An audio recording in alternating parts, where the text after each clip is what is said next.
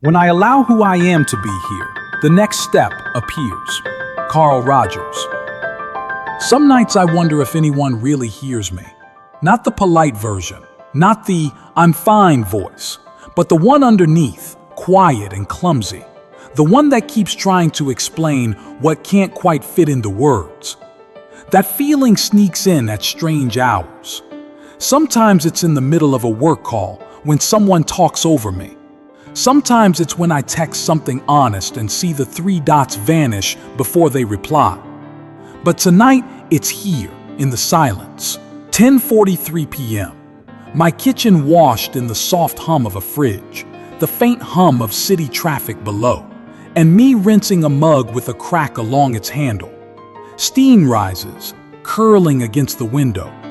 The crack looks like a thin smile, fragile, but still holding. My phone glows beside the sink. 3 unsent messages sit in my drafts. Does this make sense?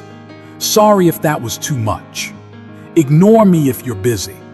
I read them again, thumb hovering, and close the app. I don't send them. I just let them sit there. Small proof that I'm tired of translating myself to be understood. Carl Rogers once said, "When I allow who I am to be here, the next step appears." It's such a gentle sentence, but it lands like a challenge. Allow who I am, without editing, without softening. It sounds simple, but some nights it feels impossible. I've always been the one who edits, the one who smooths rough edges before anyone can notice. At work, I rewrite my messages 3 times before sending. I reread old threads, terrified I sounded too emotional.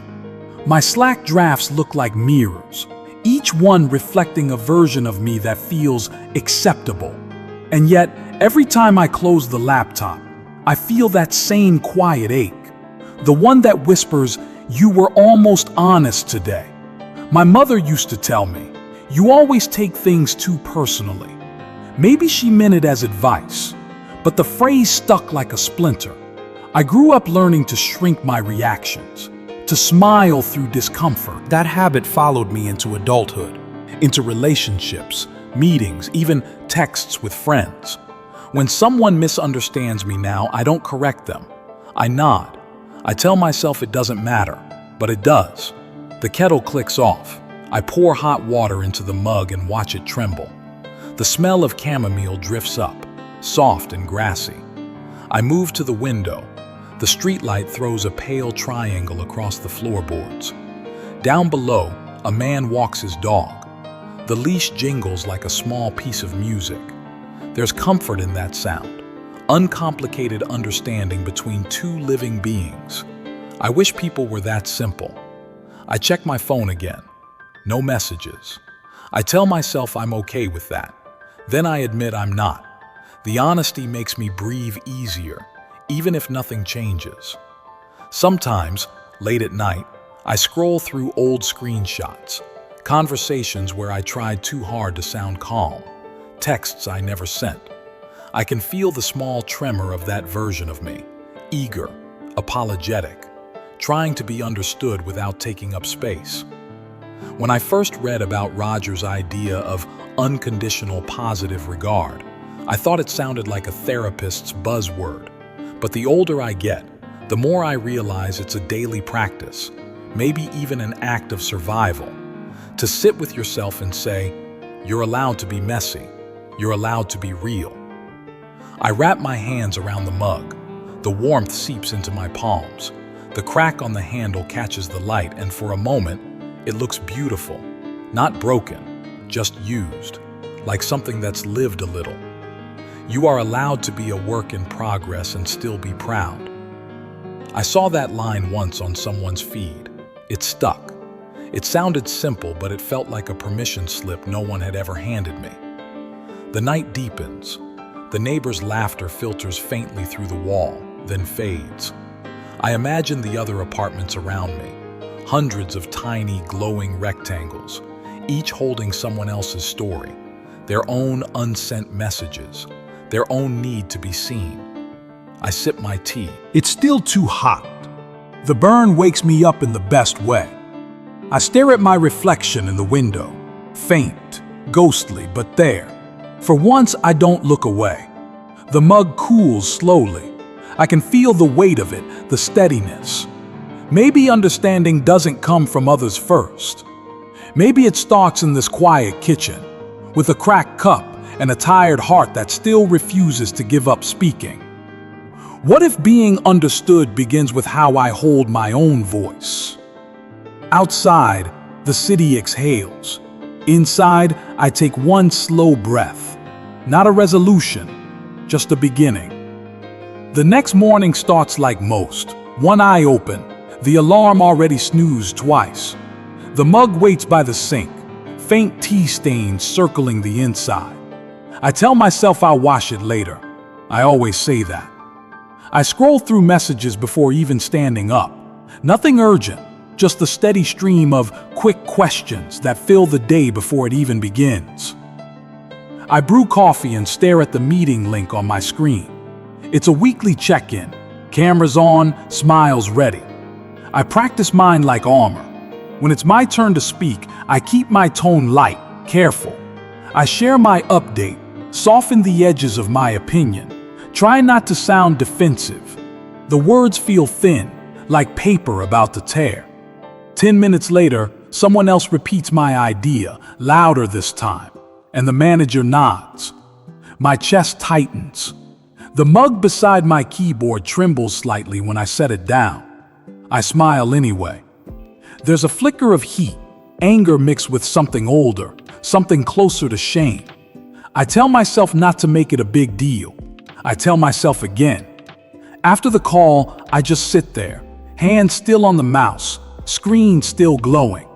It's ridiculous how small the moment is, but it unravels me anyway. All the times I've swallowed words flash back like old film reels. The friend who always interrupted. The professor who called me too emotional. The ex who said I overreacted. I pick up the mug, maybe too tightly, and whisper to no one, "Why do I do this to myself?" The silence answers. Carl Rogers once said, "When I accept myself just as I am, then I can change." I think about that line while staring at my reflection in the dark monitor. I'm not sure I even know what accept means anymore. Most days, I'm just managing, filtering, adjusting, performing tiny contortions to stay likable. By noon, I'm rereading the meeting notes. My name's missing beside the idea. I highlight the line once, twice. The cursor blinks back like it's daring me to speak up, but I don't. I minimize the window and open a blank doc instead, something safer, a list titled Ways to Be Better Next Time. 1. Speak more confidently. 2. Stop diminish things personally. 3. Be more concise. I stop there because the list already feels like punishment. During lunch, I scroll through social media. Everyone seems to have found their voice, posting essays about boundaries, captions about self-worth. Protect your peace, they say. Speak your truth. I double tap, nodding like I agree. But inside, I'm still 12 years old, hearing my mother's voice. You're too sensitive. At 3 p.m., I get a message from a coworker. Loved your idea earlier. Surprised you didn't push it more.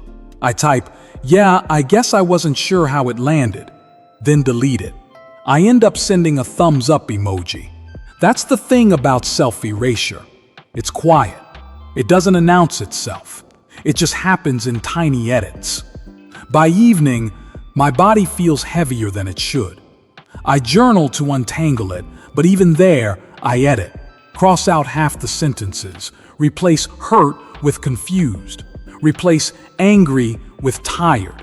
I write like someone watching themselves write. In the corner of the page, I draw the mug. Cracked handle, steam rising, and next to it, one small sentence.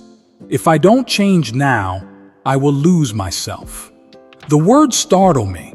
They're raw, unpolished, exactly true. I close the notebook like I've said something forbidden.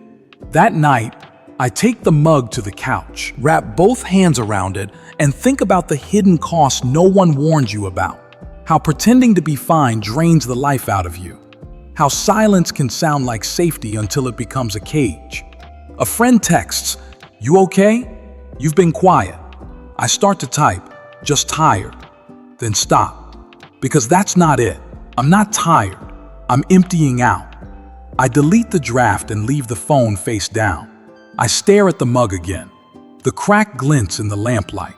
I imagine it spreading, slow and patient, until the whole cup breaks in my hands. That's what this feels like. Small fractures from holding too much without speaking. In another life, I might have told her the truth, that I feel invisible even when I'm productive, that I'm afraid of being seen and not liked, that sometimes I miss the sound of my own unfiltered laugh.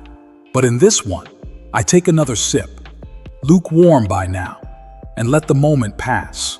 Later, lying in bed, I remember a quote I once saw taped to a therapist's wall. "Boundaries are the distance at which I can love you and me." The words hover in my mind. Maybe boundaries aren't walls. Maybe they're the space where truth breathes.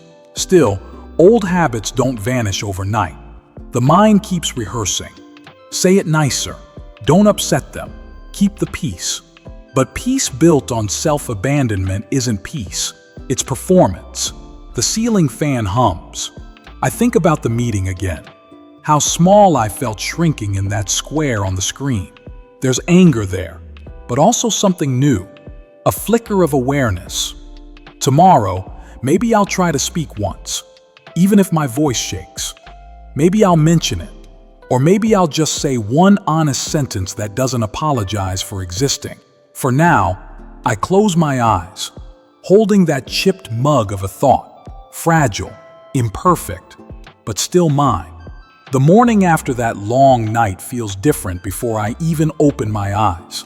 There's a quiet resolve in the air, a stillness that asks, "Are you ready to live this day a little more honestly?" Sunlight spills across the floor in pale ribbons. My mug waits on the counter, still carrying last night's faint ring of tea.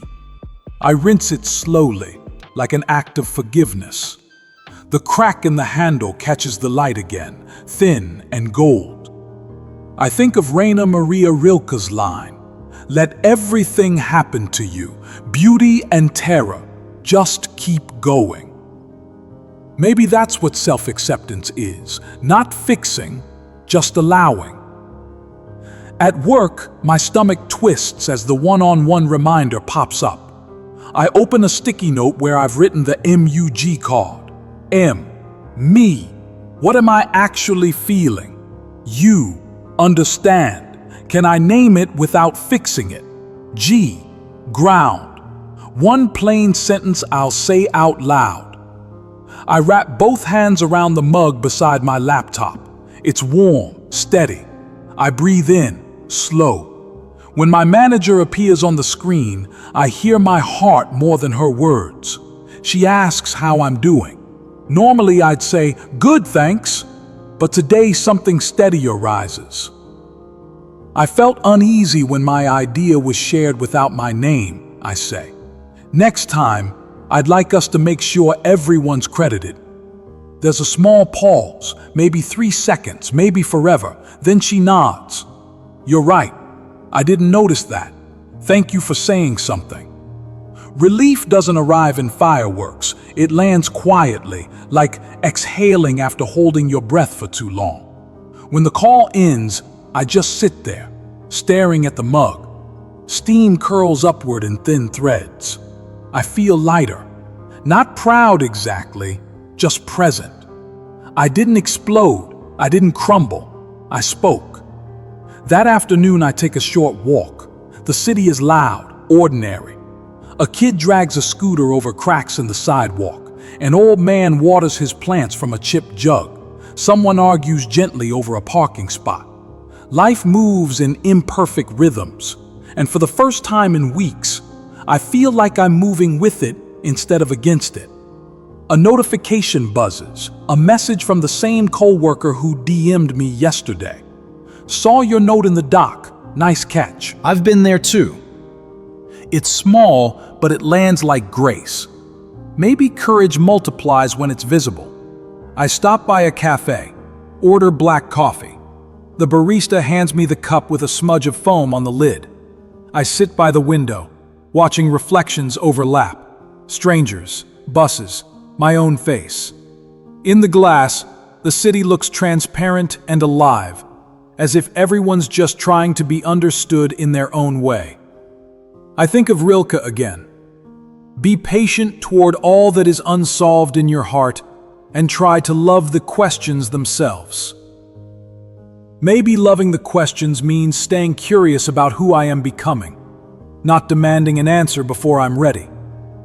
Later, back home, I write in my journal without editing. I let the sentences sprawl and stumble. I even keep the messy ones. Today I said what I meant, I write. It wasn't perfect. It was real. The ink bleeds a little where my hand sweats, smearing the word real until it looks alive. I remember how Rogers called authenticity a process, not a state. I used to think that meant slow progress. Now I realize it also means daily courage. The courage to show up as myself, even when my voice trembles. Around sunset, I video call my sister. She laughs when I tell her what happened. "You finally said it?" she asks. "I did. And the world didn't end?" "Not even close," I smile. "Turns out, it was just a conversation." She raises her mug toward the camera, chipped on the rim. "We're matching," she says. We laugh. Two women learning the same lesson in different cities. When the call ends, I sit by the window again. The light outside shifts from gold to gray. I think about how the mug used to feel like a symbol of fragility, a reminder of every conversation that cracked me. Tonight, it feels different. It's still flawed, still imperfect, but now it means endurance, something that's been through the heat and can still hold warmth. Maybe that's the quiet truth Rogers was pointing toward. When I accept the parts of myself that I used to hide, they stop controlling me. They just become part of the story. I whisper it aloud, testing the words in the air. I can live with my own voice. The sentence feels both new and ancient, like it's been waiting for me to say it. Before bed, I wash the mug again. The crack glows under the kitchen light. I think about sealing it one day with gold, that Japanese art, kintsugi, where broken pottery is mended with gold lacquer, the cracks turned into beauty. But for now, I leave it as it is. Maybe healing isn't about covering the fracture. Maybe it's about seeing it clearly and still choosing to use it every morning. I dry the mug gently and set it beside the kettle, ready for tomorrow. For once, I don't feel like I have to earn rest. Outside, a soft breeze moves through the street. Somewhere a door closes, another opens. Inside, the air smells faintly of chamomile and dish soap. I stand there a while, listening to the hush. Understanding doesn't shout, it whispers. And tonight, for the first time, I can hear it. Morning arrives soft and gold. I wake before the alarm, which almost never happens. The air is cool enough to make me reach for a sweater before I move to the kitchen. The mug waits where I left it, upside down on a towel. A single bead of water caught in the crack of its handle. It glints when the first ray of light hits it, like a quiet reminder. You're still here. I fill the kettle, the sound of water steady and rhythmic.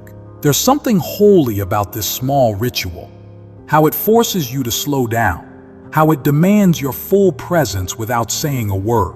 As the steam rises, I think about the last few days, how one honest sentence changed the weight in my chest.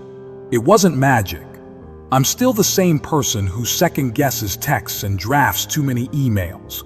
But now, there's a softness in the space where shame used to sit, a kind of permission. Carl Rogers once wrote that real relationships grow only when we're willing to be transparent. I used to think that meant total vulnerability, the kind that leaves you exposed. But maybe it's simpler. Maybe it just means being real enough that your words and your heart finally line up. I pour the hot water, drop in a bag of black tea this time. Stronger, bolder. The mug feels warmer than usual, or maybe my hands do. The day outside has begun. Car engines hum, a dog barks, someone's radio plays an old Motown song. Life carrying on, ordinary and miraculous. I open my journal to yesterday's page. The ink has dried into small rivers where it bled through the paper. It wasn't perfect, it was real. I traced the sentence with my fingertip, smiling a little. Rilke's words drift back. The only journey is the one within. I used to roll my eyes at that kind of thing.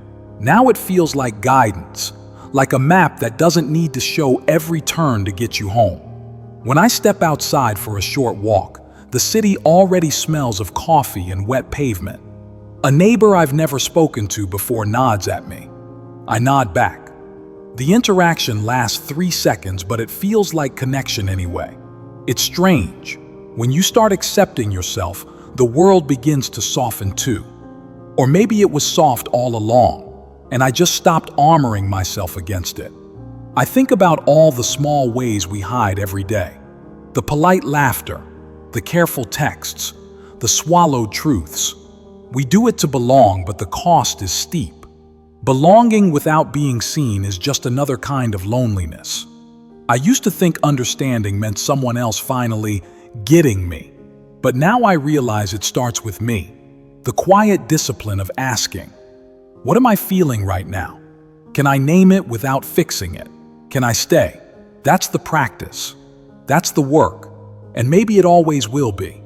Back home, I set the mug on the desk and open my laptop. A message notification pings. A friend from college I haven't spoken to in months. Hey, I saw your post about speaking up at work. I needed that today. It surprises me. I hadn't posted much. Just a few lines about finding your voice after silence. But maybe that's how healing moves, quietly, through ordinary sharing, like passing a mug from one tired hand to another. I reply, thanks for telling me. I get it. Then I close the laptop and just breathe. The mug's crack catches my eye again, glowing faintly under the afternoon light. It's the same imperfection, but it doesn't feel fragile anymore. It feels honest, a scar that learned to hold warmth. I remember something my therapist once said, not a quote, just a simple truth. The goal isn't to never doubt yourself. It's to know how to come back when you do. That's what I'm learning, to come back. Try this tonight. When the day slows down and you reach for your own mug, pause. Before you pour anything in, place your hand on it and breathe once. Ask yourself, what am I feeling right now? Don't rush to name it beautifully. Don't fix it. Just feel it. Then say one true sentence aloud, even if no one's there to hear it. Maybe it's, I'm lonely. Maybe it's, I did my best. Maybe it's, I want to be understood. Let it be small. Let it be real. You don't need a grand breakthrough. You just need one honest moment where you meet yourself without flinching, because that's where healing hides. Not in the next big thing, but in the quiet seconds you decide to be on your own side. The sun begins to set. The light in my kitchen turns amber, softening every corner. I rinse the mug and set it on the rack again. The crack glows faintly, like a heartbeat. Somewhere outside, a car door closes. A bird calls once, twice, then stops. The world exhales. And for the first time in a long time, I don't rush to fill the silence. I just stand there, letting it wrap around me like understanding finally has a shape. Quiet, warm, human. I whisper, almost to the mug, almost to myself. Thank you for holding me, even when I wasn't sure how to hold myself. Tomorrow will bring more noise, more screens, more small negotiations with courage. But tonight, there's tea and breath and the ordinary grace of being enough.